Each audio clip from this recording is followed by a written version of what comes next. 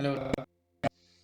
आज मैं आपके समक्ष एक नए टॉपिक के साथ उपस्थित हूँ जिसका शीर्षक है दृष्टिबाधिता और स्वतंत्र जीवन कौशल।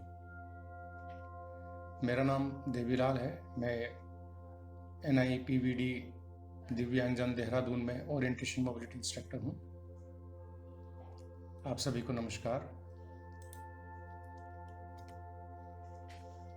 हमारे दृष्टिबाधित जो भाई बहन हैं उनको जो डेली लिविंग स्किल्स है या इंडिपेंडेंट लिविंग स्किल्स में कभी कभी दिक्कतें पेश आती हैं। उसके प्रमुख कारण एक तो स्वयं की दृष्टिबाधिता होती है और दूसरा जो कारण है अभिभावकों में जागरूकता की कमी और स्कूल प्रशासन। मैं इनको विस्तार से आपको इनका उल्लेख करूंगा। पहला जो मैंने कारण बताया था स्वयं की दृष्टिबाधिता, ये एक बहुत प्रमुख कारण है।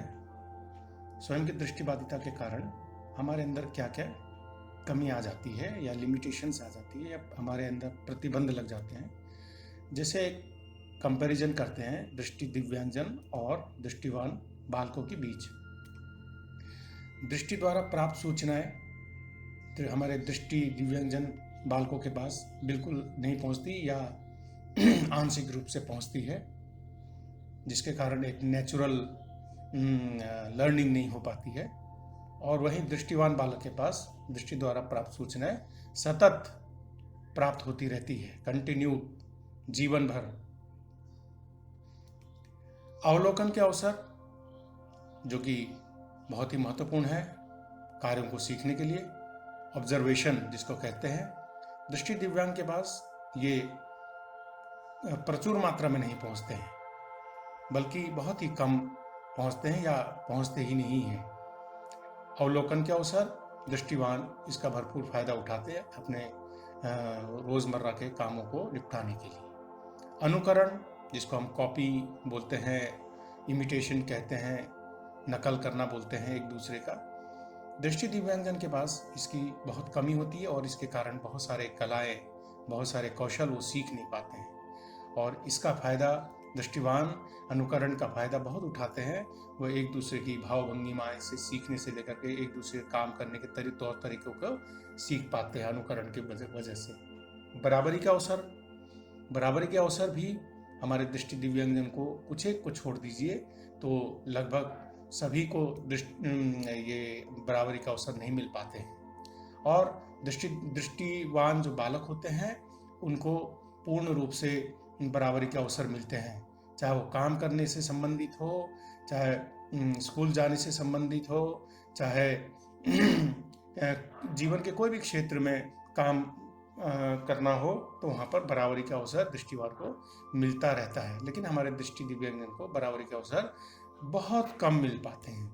आदर्श वातावरण हमें मालूम है, एक्सेसिबिलिटी या आदर्श वातावरण चाहे पढ़ने लिखने के लिए हो, चाहे खेल कूद के लिए हो, चाहे जीवन में आगे बढ़ने के अवसर के लिए हो, आदर्श वातावरण की हमेशा कमी पाई जाती है। वहीं आदर्श वातावरण दृष्टिवान व्यक्तियों को, दृष्टिवान बालकों को एक आदर्श वातावरण हमेशा उसके मुफीद रहता है, क्योंकि वो देख पा सकता है। तो इसके कारण अपनी स्थिति जैसी भी हो वो उसको आदर्श वातावरण में परिवर्तित कर लेता है।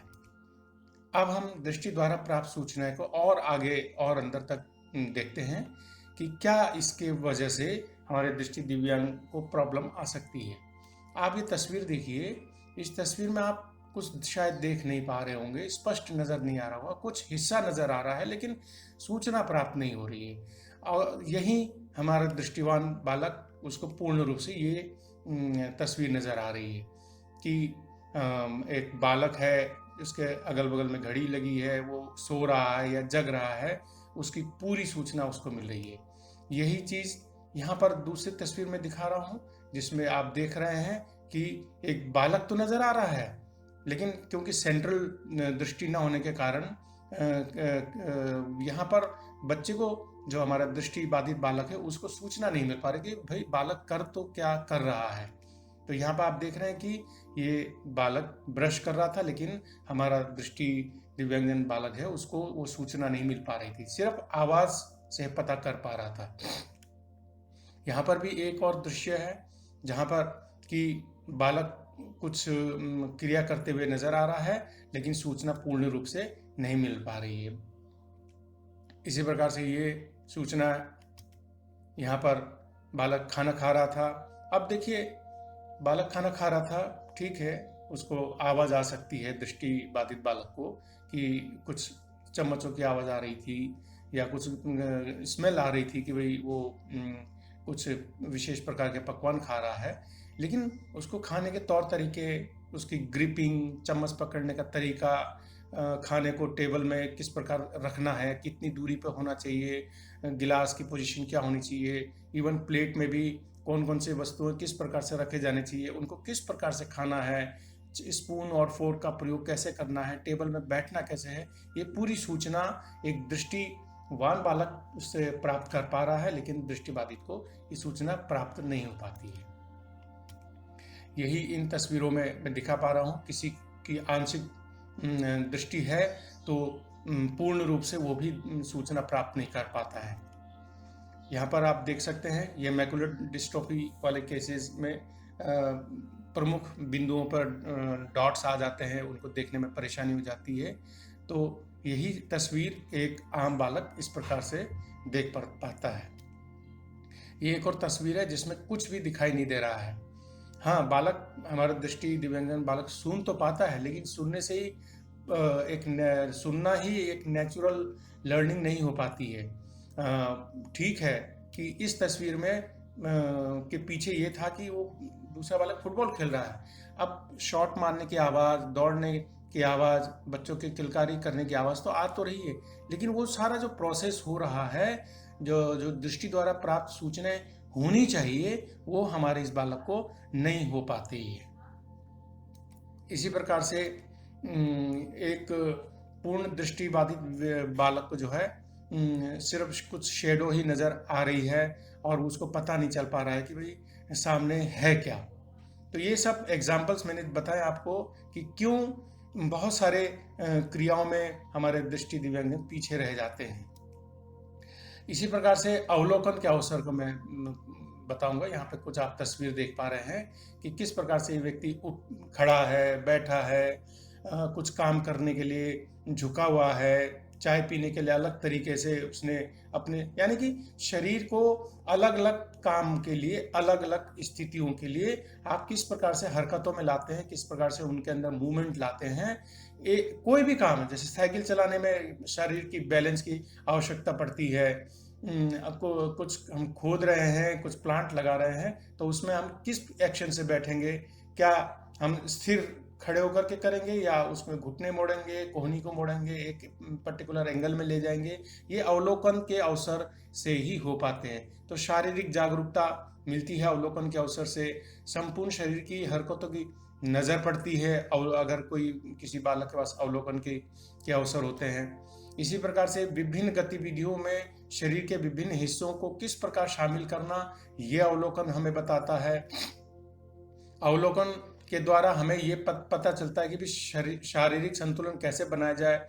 जैसे कोई व्यक्ति साइकिल चला रहा है तो उसमें शारीरिक संतुलन बहुत ज़रूरी है, और किसी वस्तु के साथ अपना सामंजस्य कैसे बैठाना है, ये बहुत ज़रूरी है। ये बिना ऑब्जर्वेशन के, बिना अवलोकन के अवसर के प्राप्त नहीं हो पाता है। मैनुअल निपुणता, यानी कि हाथों की जो चाल होती है, उनके आपस में समन्वय होती है, उंगलियों में जो समन्वय होती है, वो देखने से ही प्राप्त हो पाती है। जैसे एक भारी काम है, जैसे ये व्यक्ति कुछ खोदने का काम कर रहा है, तो ये एक ग्रॉस काम है, भारी काम है, तो इसमें मुट्ठी किस प्रकार से बांधेगा और वो मिट्टी को किस प्रकार से हटाएगा, प्लांट को कैसे लगाएगा, या चाय पी रहा है तो इसमें उंगलियों की क्या पोजीशन रहेगी, ये सब बातें फ्यूचर में बहुत काम आती हैं।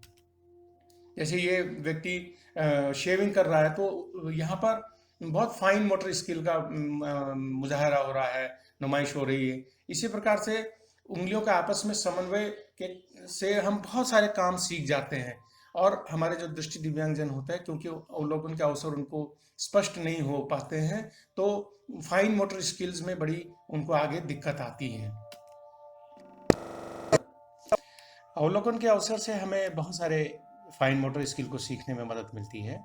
जैसे बालकों को, जो भी दृष्टिवान बालक होते हैं वो देख पाते हैं कि भी उंगलियों के मदद से बहुत सारे काम हम निपटा सकते हैं। किस वस्तु को किस ग्रिप से पकड़ना है, ये बालक ऑब्जर्वेशन करके, अवलोकन करके ही देख पाते हैं।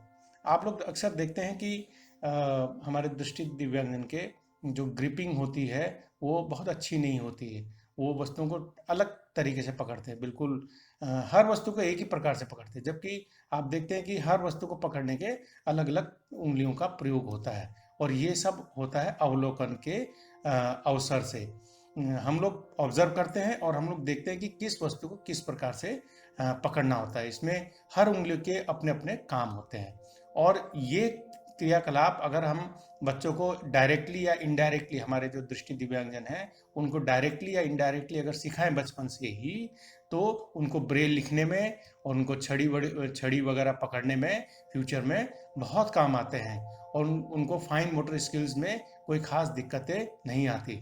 शर्त यह है कि हमको जितने भी एक ग्रिपिंग पोजीशन है, हमको नर्सरी क्लास में या उनको जो उनकी जो उम्र होती है 2 वर्ष, 3 वर्ष, 4 वर्ष, 5 वर्ष, जो एक डेवलपिंग एज होती है, वहीं पर इन सब चीज़ों को सिखा देना चाहिए। या अगर वो सीख भी रहे हैं तो प्रोत्साहन देना चाहिए। लेकिन दिक्कत क्या आती है, अभिभावक इस प्रकार के, जो अगर मान लीजिए कोई दृष्टिबाधित बालक चीज़ों को छूता है, चाबियों को, कीलों को, पेचकस को, तो वो घबरा जाते हैं। बल्कि क्या करना चाहिए, उन्हीं की देख रेख में उनको ये सारे काम करने के अवसर उसको प्रोवाइड करने चाहिए। अनुकरण की जहाँ तक बात है, ये बहुत ही एक उन्नत प्राकृतिक व्यवहार होता है। हम सब जितने भी देखने वाले लोग हैं, एक दूसरे को अनुकरण करके ही सीखते हैं। जैसे सजना, संवरना, यहाँ छोटे बालक अपने माँ बाप को देख करके सजना या संवरना सीखते हैं। दाढ़ी काटने से लेकर के, लिपस्टिक लगाने से लेकर के, वस्त्र विन्यास, यानी कि अपने आप को कैसे सजाना है, कैसे ढालना है, एक सामाजिक सीख है। ये हर कोई व्यक्ति एक दूसरे को देख करके ही व्यवहार में परिवर्तन लाता है और सीखता है। कैसे चलना है, कैसे रुकना है, लोगों से बातें करते समय क्या भाव भंगिमाएं रखनी है, चलते समय, बैठते समय अपने आप की पोजीशन क्या करनी है। और जितने भी क्रियाकलाप हो सकते हैं, चाहे एक्सरसाइज करने के हों, डांस के हों, योगा के हों, ये सब हम एक दूसरे को देख करके ही सीखते हैं। कठिन से कठिन क्रियाकलाप भी हम लोग देख करके ही सीखते हैं। जूते में लेस बांधने से लेकर के शीर्षासन, योगा पोज करना, यानी कि हम एक प्रतिकृति बनाते हैं और ये सब देख करके ही होता है। यानी कि दूसरा व्यक्ति एक दूसरे को देख करके ही हम एक नकल बनाते हैं, प्रतिकृति बनाते हैं और उसमें अपने आप को ढालने की कोशिश करते हैं। और ये वही व्यक्ति कर सकता है जिसके अंदर अनुकरण की करने की क्षमता हो। अनुकरण कौन कर सकता है? जिसके पास दृश्य सूचनाएं मिल रही हों। भाव भंगिमाएं, जैसे आईब्रो को उठा के बात करना, उंगली को उठाना या ना उठाना अलग बात है, कंधों को उचकाना, सिर को हाँ या ना की स्थिति में लेके आना, ये सब चीज़ें हम देख करके प्राप्त कर सकते हैं। लेकिन अगर किसी के पास ये सब दृश्य सूचना नहीं मिल पा रही हैं, उनकी दृष्टि में लिमिटेशंस हैं, तो हमको उनको सिस्टमेटिक तरीके से बताना पड़ेगा। बराबरी के अवसर की जहाँ तक बात कर रहा हूँ, बराबरी के अवसर में हम कंपैरिजन देख सकते हैं कि एक दृष्टिवान बालक और दृष्टि दिव्यांगजन में बराबरी के कितने अवसर मिलते हैं। बिल्कुल दृष्टि दिव्यांगजन को बराबरी के अवसर नहीं मिल पाते हैं। हम लोग क्या करते हैं, दृष्टिवान जब कोई बालक होता है तो एक उम्र होने के बाद में हम उसको जिम्मेदारी का एहसास कराते रहते हैं कि भाई तुम इतने बड़े हो गए, चलो अब झाड़ू लगाओ, अब कूड़ा फेंक के आओ, अब किचन में जाके पानी उबालो या चाय बनाओ। काम करने के तौर तरीके हम दृष्टिवान बालक को सिखाते रहते हैं, जबकि वो तो देख सकता है वो दूसरों को देखा देखी करके सीख भी सकता है। लेकिन यहीं पर देखिए बराबरी का अवसर नहीं मिल पा रहा है। जिसको तो हम काम करने के तरीके बता सकते थे, उनसे हम काम ले सकते थे, उनको हम कामों में लगा सकते थे, दृष्टि दिव्यांगजन को, हम वो करते ही नहीं है। उनको तो सूचना ही नहीं मिल पा रही है पहले ही, और जिनको पहले ही सूचना मिलती है देख करके, उनको हम तरीके भी बताते हैं, उनको काम करने का अवसर भी देते हैं। तो ये छोटे छोटे जो भी काम होते हैं, जब हम बचपन से किसी को सिखा रहे होते हैं, तो हम दृष्टिवान बालक को सिखा रहे होते हैं, जबकि ये काम उनको भी जरूरी है, हमारे दृष्टि दिव्यांगजन को। होता क्या है, हम लोग उसको दृष्टि दिव्यांगजन को विकलांगता के बारे में हम बताते रहते हैं, यार तुम नहीं कर सकते। हम उनके अंदर ये अनुभव डालते रहते हैं कि भाई तुम्हारे बस का नहीं है, तुम गिर जाओगे, तुमको करंट लग जाएगा, तुम टकरा जाओगे। हम अवांछित खतरों से आगाह करते रहते हैं कि नहीं नहीं तुम्हारे बस का नहीं है, तुम बैठो, तुम काम करने से बीमार हो जाओगे, तुम चोट लग जाएगी, तुम गंदे हो जाओगे, तुम इसलिए इस कोने में बैठो और अपना काम, अपना चुपचाप से हम तुम्हें ला करके चीजें देते रहेंगे। हर काम करने का अवसर बालक को मिलना चाहिए, चाहे वो खेल कूद हो, मनोरंजन हो। क्योंकि देखने वाला तो देख रहा है, वो पेड़ में चढ़ जाता है। पेड़ में चढ़ना एक ठीक है, एक बच्चों के लिए मनोरंजन, लेकिन उससे इनडायरेक्टली क्या होता है, इनडायरेक्टली उसके शरीर के बारे में जागरूकता बढ़ती है, दाएं हाथ से क्या काम करना है, बाएं पैर से कब, यानी कि शरीर में सामंजस्य बढ़ता है। वही दृष्टि बाधित जो बालक है, वो पेड़ के नीचे खड़े होकर बैठ खड़ा है, उसका अवसर नहीं मिल पा रहा है। यही चीज हम और भी बोलते हैं, तुम पेड़ के पास क्यों जा रहे हो, तुम पेड़ में चढ़ोगे, तुम अपने आप को गिरा दोगे, तुम पेड़ तोड़ दोगे, तुम नुकसान पहुंचाओगे, तुम अपना ही नुकसान पहुंचाओगे, हाथ पैर तुम्हारे टूट जाएंगे। यानी कि जो अवसर मिलना चाहिए था, जो शायद वो कर सकता था, दृष्टि दिव्यांगजन भी पेड़ में चढ़ सकता था, अपना बैलेंस उससे सुधर सकता था, हम उसको वो भी नहीं करने दे रहे हैं। यानी कि हर खेल कूद के क्षेत्र में हम दृष्टिमान बालक तो खेल रहा है और हमारे दृष्टि बाधित बालिका दूर से देख रही है। तो हम लोग हर काम में दृष्टिवान को प्रोत्साहन देकर के काम करवाते हैं। अगर वो काम नहीं भी कर रहा है तो हम पनिशमेंट के रूप में उनसे काम लेते हैं। लेकिन यहाँ पर हमारा जो दृष्टिबाधित बालक है, वो उसको हम कोने में बैठा देते हैं, उसको कोई काम करने के अवसर नहीं देते हैं। इससे होता ये कि उनको बहुत सारे स्किल्स नहीं आ पाते हैं करने के लिए। अभिभावकों की बड़ी जागरूकता में कमी देखने को मिलती है। अक्सर देखा जाता है कि वो नाउमीदी रहती है उनमें, वो सोचते हैं कि भाई अब ये दृष्टिबाधित हो गया है, अब ये कोई काम धाम सीख नहीं पाएगा, पढ़ना लिखना मुश्किल है। तो एक नाउमीदी, डिसअपॉइंटमेंट रहती है। सहानुभूति, कोई अगर ठीक है नाउमीदी नहीं है, लेकिन वो सहानुभूति जताता रहता है कि यार तुम ब्लाइंड हो गए हो, तुम छोड़ो यार, ये नहीं तुमसे हो पाएगा, हम लोग कर देंगे, तुम आराम से बैठो, हम लोग हैं, हम लोग तुम्हें पालते रहेंगे, तुम क्यों अपने आप को इन सब चीज़ों में जूझते हो। तो सहानुभूति दिखाने से भी काम नहीं चलेगा। अगर मान लीजिए कोई बालक अपने आप से कुछ काम भी करना चाहता है, उससे टूट फूट भी हो जाती है, तो हम तुरंत उसको उस काम से हटा देते हैं, उसको पनिशमेंट करते हैं। बल्कि आप देखते हैं कि कोई भी बालक जब काम सीखता है, उससे टूट फूट जरूर होती है, लेकिन हम लोग क्या करते हैं, हम उसको प्रोत्साहन देते हैं कि नहीं यार चलो सीखो, कोई बात नहीं, टूट फूट होती रहती है। या हम उसको एक नेगेटिव पुनर्बलन के माध्यम से बताते हैं भाई ये चीज़ गलत है, थोड़ा सा उसको पनिशमेंट के रूप में, लेकिन उससे हम काम लेने की क्षमता रखते हैं। लेकिन अगर किसी दृष्टिबाधित बालक ने कोई चीज़ तोड़ दी है, तो हम कहते हैं भाई आप माफ़ करो, आपके बस का नहीं, आप बैठो। यानी कि पेरेंट्स को ठीक तरीके से सिखाना भी नहीं आता है। अच्छा, मान लीजिए वो काम भी करवाना चाहते हैं, तो कहते हैं भाई लोग क्या कहेंगे, एक शर्मिंदगी का एहसास कि भाई हम अपने ब्लाइंड बच्चों से काम धाम ले रहे हैं, तो लोग क्या कहेंगे। इस प्रकार की चीज़ें लोग अपने आप को कोसते हैं कि यार लोग क्या कहेंगे। और यानी कि जो उम्मीद थी एक बालक से कुछ एडीएल करवाने के लिए, डेली लिविंग स्किल में उसको लाने के लिए। लेकिन लोग बोलते हैं या पेरेंट्स बोलेंगे कि भाई लोग हमें बुरा भला कह सकते हैं, इसलिए छोड़ो, हम नहीं सिखाते हैं। और कुछ लोग होते हैं, पेरेंट्स नेग्लिजेंट होते हैं, जो बोलते हैं यार छोड़ो, हमें क्या मतलब है, अपने आप सीख जाएगा। वो अपनी जिम्मेदारियों से मुंह मोड़ लेते हैं। इस स्कूल प्रशासन की तो जिम्मेदारी इसलिए बनती है क्योंकि अक्सर हमारे देश में बालक जो है, एक उनके जीवन का जो प्रोडक्टिव ईयर होते हैं, सीखने के जो या डेवलपिंग वाले जो एजेस होते हैं, वो स्कूल के हॉस्टल्स वगैरह में ही बिताते हैं, आप देखते होंगे।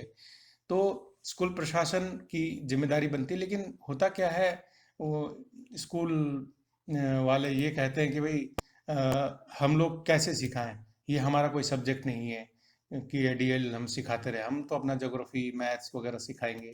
छात्रावास में भी प्रशिक्षित लोगों की कमी होती है, और छात्र और केयर टेकर के अनुपात में बहुत अंतर होता है। एक एक केयर टेकर के पास 20-20 बच्चे होते हैं, तो यह असंभव होता है कि वो हर बच्चे पे ध्यान दे। आवश्यकता क्यों है भाई? आवश्यकता इसलिए है कि सर्वप्रथम वो एक व्यक्ति है, दृष्टिबाधित भी एक व्यक्ति है, तो उसको सारे काम आने चाहिए। उसको सुबह उठ रहा है, जग रहा है, से लेकर के जो रात में वो सोने जा रहा है, जितने भी काम हो सकते हैं, जैसे दृष्टिवान व्यक्ति या बालक उनको काम निपटाने पड़ते हैं, इसी प्रकार से उसको भी काम निपटाने पड़ते हैं। तो ये सारे काम आने चाहिए उसको।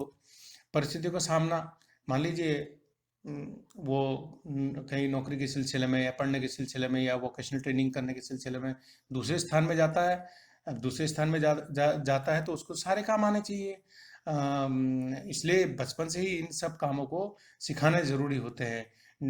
एडीएल या आईएलएस के जितने भी काम हो सकते हैं, इंडिपेंडेंट वो तभी हो पाएगा जब आप काम सिखाएंगे। और काम सिखाएंगे तो वो हर स्थिति का सामना करने के लिए तैयार है, चाहे वो अपने घर में रहे या बाहर रहे।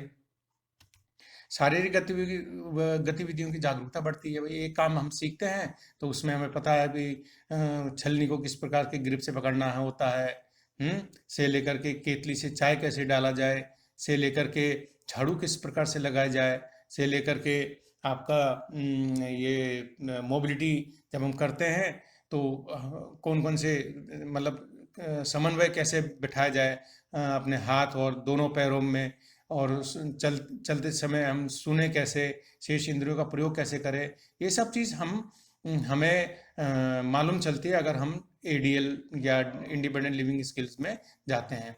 और एक बात और, एक काम करने से दूसरे कामों में भी उत्सुकता बढ़ती है, दक्षता बढ़ती है।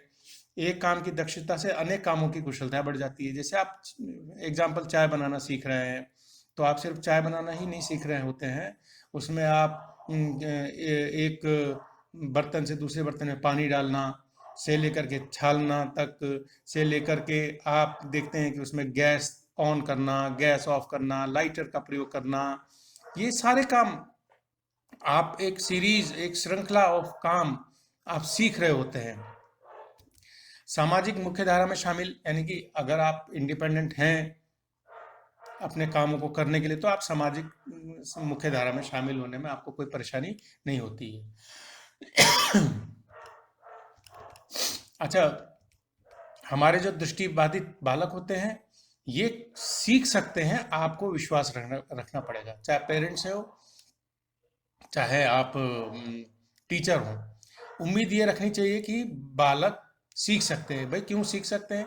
सामान्यतः आप देखते हैं कि जो दृष्टिबाधित बालक है, उनके आईक्यू सामान्यतः आईक्यू सामान्य रहती है, नॉर्मल ही रहती है, और उनकी स्मृतियां भी अच्छी होती हैं। हाँ, शर्त यह है कि उन्हें मल्टीपल डिसेबिलिटी ना हो। तो अगर मात्र उनको डिसेबिलिटी है ब्लाइंडनेस की, दृष्टिबाधिता की, तो आप उम्मीद रख सकते हैं कि ये हर प्रकार के काम सीख सकते हैं। सिखाने का तरीका थोड़ा सा बदलना पड़ेगा। ध्यान ये रखना है भाई, जिस आयु का बालक हो उसी प्रकार के काम भी ले।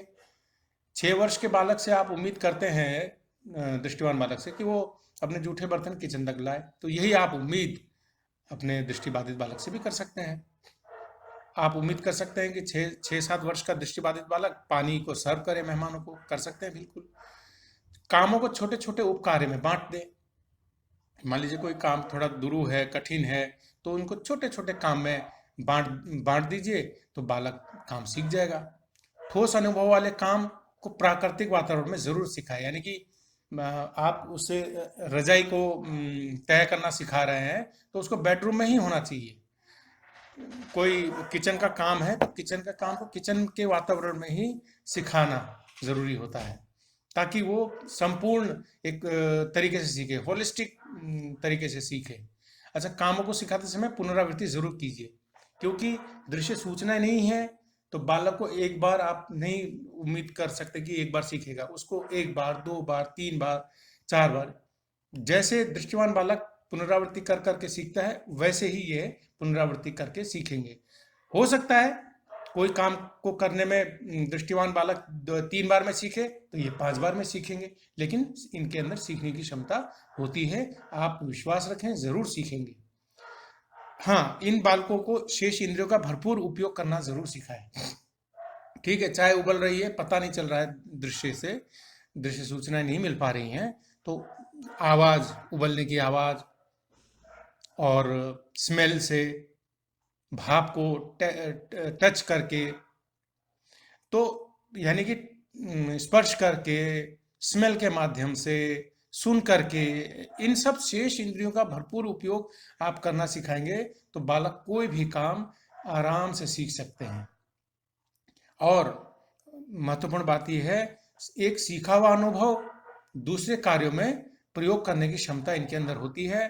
यानी कि अगर आपने बालक को पानी उबालना भी सिखा दिया है, ये जो अनुभव है आप उसको चाय उबालने में, चाय बनाने में, फिर उसका अनुभव आप दाल बनाने में, फिर उसका अनुभव आप चावल बनाने में, इस प्रकार से आप किचन में बहुत सारे काम ले सकते हैं।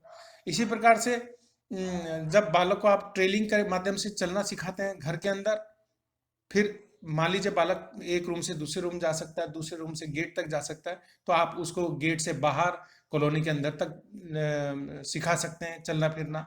यानी कि जो काम आप सिखाएं एक सीरीज में हो, एक काम उसने बेसिक काम सीख लिया, एक ठोस तरीके से काम सीख लिया है, उसको ठोस अनुभव हो गया, तो उसको दूसरे कामों की तरफ लेके जाए, तो इससे आप देखते हैं कि उसके काम करने की क्षमता, उसके इंडिपेंडेंस का जो स्केल होता है वो बढ़ता चला जाता है।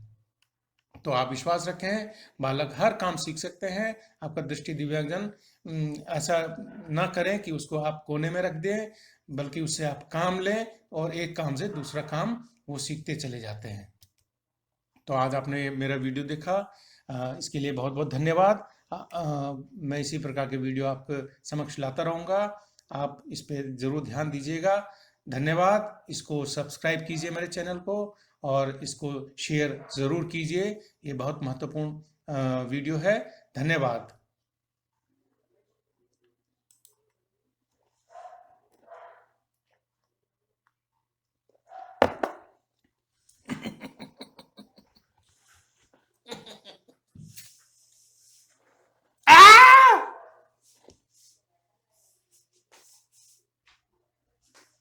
एंडी